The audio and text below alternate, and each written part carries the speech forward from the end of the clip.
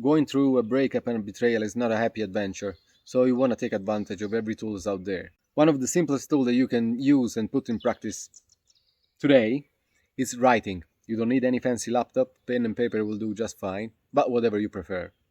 I took this idea actually from Andrew Huberman and the episode on his podcast about grief and the elaboration of grief.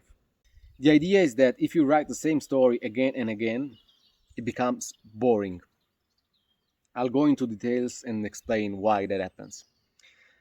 So, in the immediate aftermath of the breakup, there's no getting away from it. There's like a beast that's breathing on your neck constantly, and it is terrifying you at every single moment of your waking life and even in your dreams.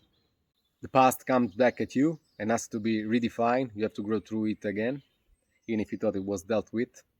The present is unbearable, and the future is just shattered because this person left you. So every single alarm that's in your body is going off and is going crazy. You are terrified, you are panicking. The only thing you can do in the immediate aftermath is just to focus on your breathing, restrict the time frame you are living in, and try to live one breath at a time. After a while, the beast is going to leave you alone for some time, but it's going to come back at you when you least expect it. And I remember exactly that I could feel my heart jump and bounce when the beast was coming for me, meaning when something was reminding me of what I was going through. A situation, a word, a person, a place, everything was reminding me of the betrayal, and my body was refusing the reality of the thing that just happened. So you want to have a strategic advantage on the beast. You don't want it to jump on you when you least expect it, but you want to confront it and you want to look at it right in the eyes. And that's what you can do with writing. And that's when writing comes into the picture. If you make your commitment to wake up every day and start writing, or you can do it at any time of the day, but it's better if you pick the same time, you'll see that you'll have this strategic advantage on the beast, metaphorically speaking. The beast will not come on you when you least expect it, but you confront it now. You are in the battleground with it, and you're gonna write whatever happened to you over and over and over. You're gonna dissect it in every single possible way and from every possible angle. It's not gonna be pleasant, you can be sure about it, but it's gonna be very, very helpful. That's what I've done. Titled The Boring Story, and so I started.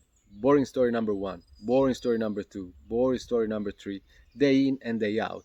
And really, the things that were coming out in that paper were surprising me. Some of the words were just like true revelation. I'm sure that if you start, and if you start doing it and practicing it with a certain amount of dedication, you'll be surprised of what can happen to you as well. As I said, if you're going through this particular kind of hell, that is breakup, and especially if you're being betrayed, man, that's very rough.